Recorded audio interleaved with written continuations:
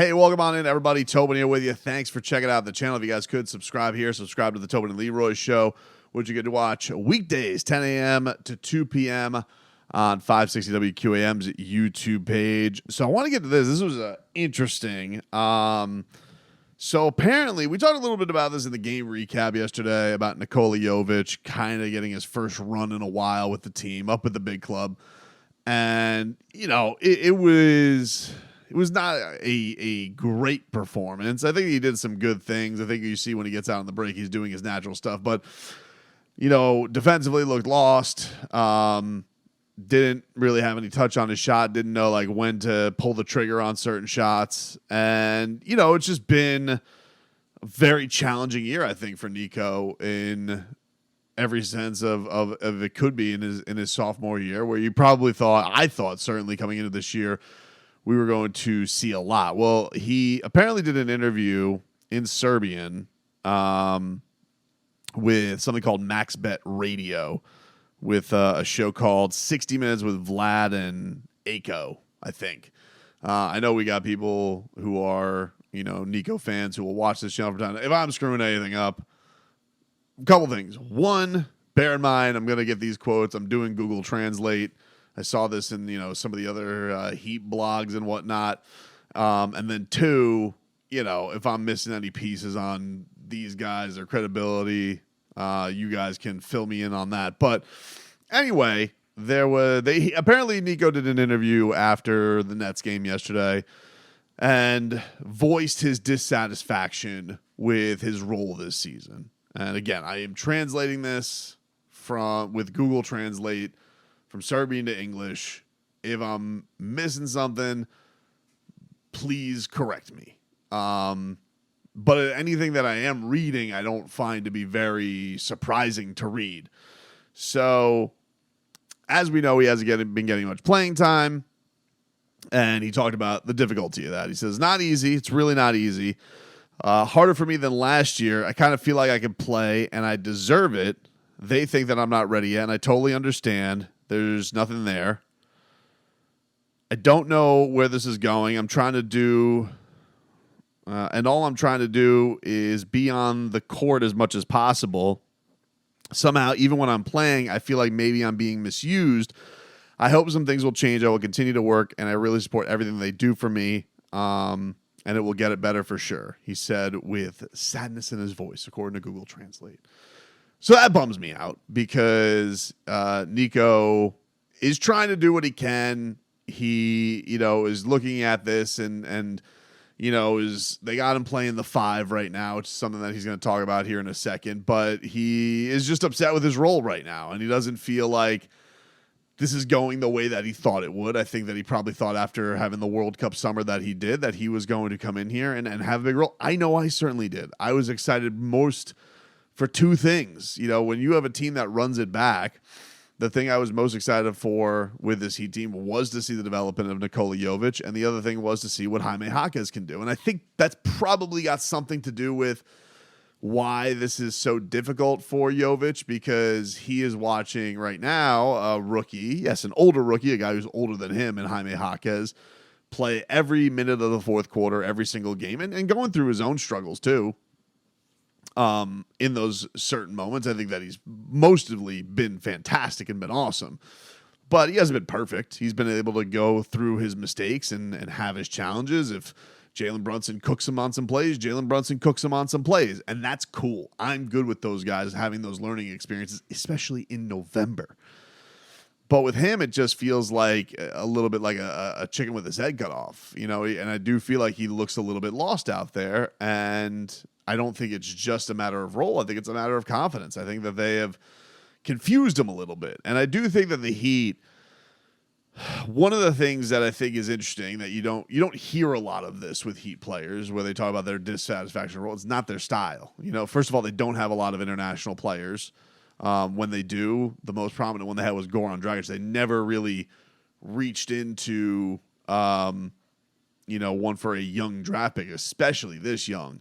And so this is kind of a different experience because I believe he was recently quoted with the Miami Herald talking about, you know, working through his roles and everything was kumbaya and how happy he was that Jimmy Butler was there to, greet him and what that meant to him. And I don't say that stuff is not true, but this is a little bit of a different element because you have an international outlet getting some more honesty, probably in a place where he's more comfortable talking about this type of stuff. And he's obviously going through some stuff and doesn't feel like the team is using him to the best of his abilities. And I got to be honest with you, I don't disagree with him. And again, translating this with Google Translate, bear with me. When asked what he sees what his strength is, he says his versatility. He goes, I know I can play several positions in several ways, but they simply seem to be trying to limit me in some way. I'm really coping and trying to make the best of this, but it's not easy. It's really not easy.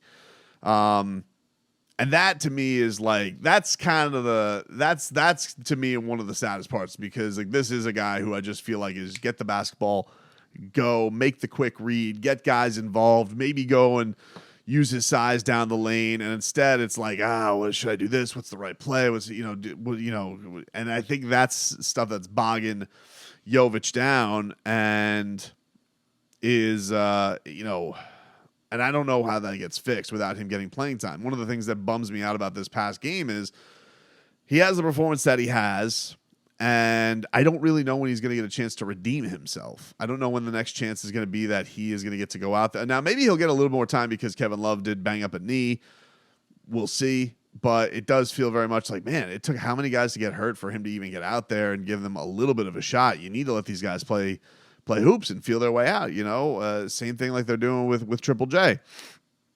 And this has been kind of a theme with the bigs too that Spo has had. It takes a lot for him to.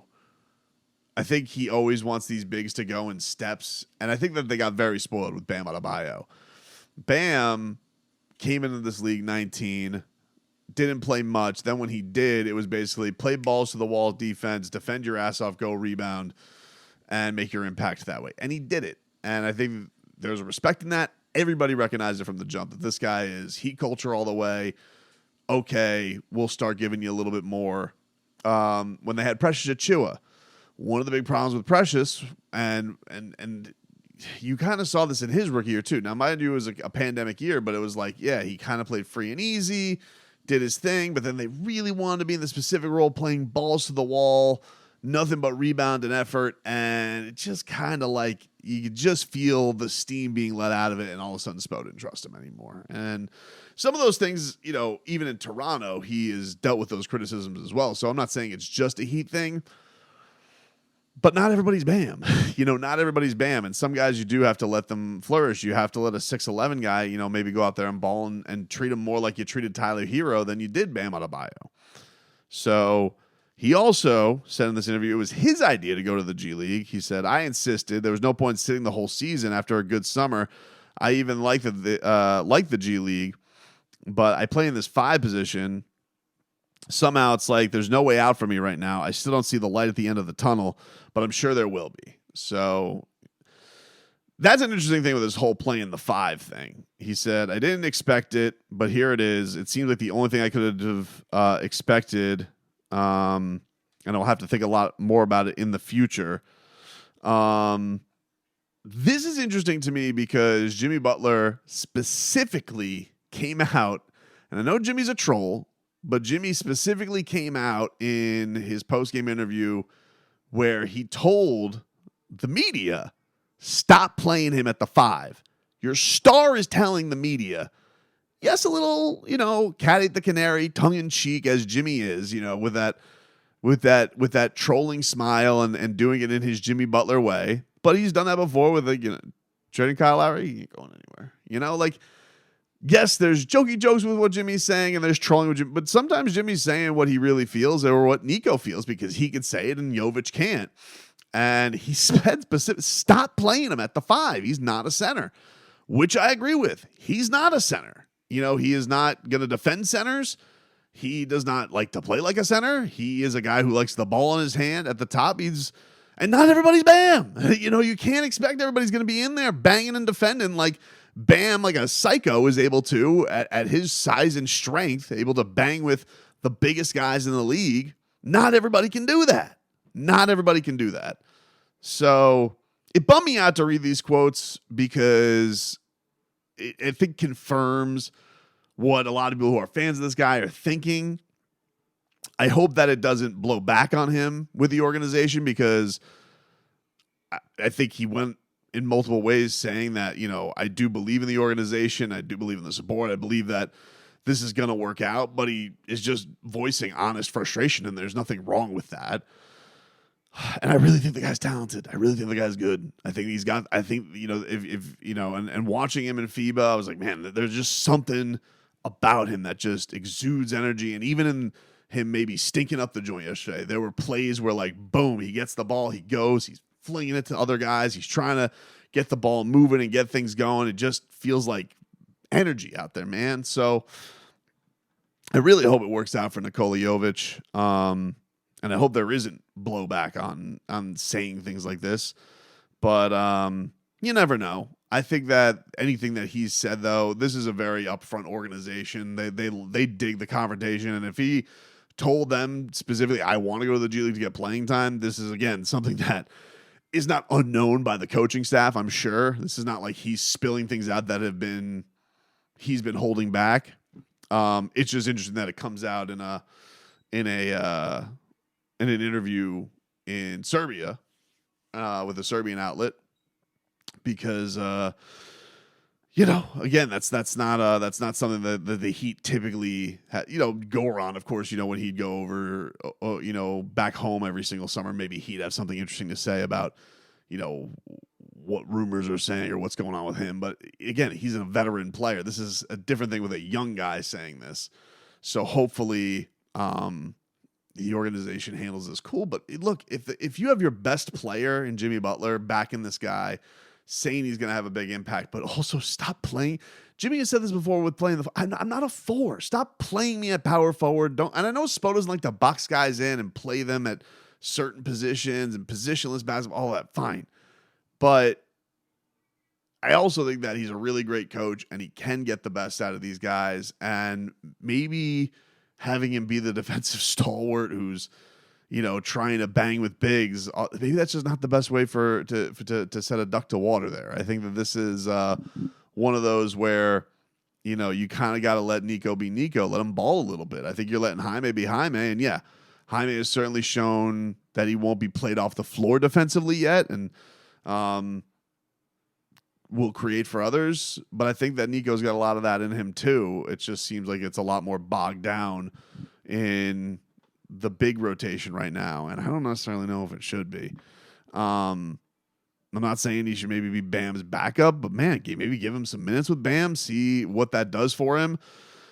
And especially if Duncan's going to be banged up for a little bit, if Caleb's going to be banged up, I really would like to see him get some time with the stars of this team, with a Jimmy Butler, and see what that turns out to be. Give him a fair shake. Don't just play him in the game where everybody is out and you'll be like, all right, well, this is our assessment of him. We knew this is all of our fears have been confirmed here by Nikola Jović. So I really, really hope this turns around for him, because I think the guy is going to be a good basketball player.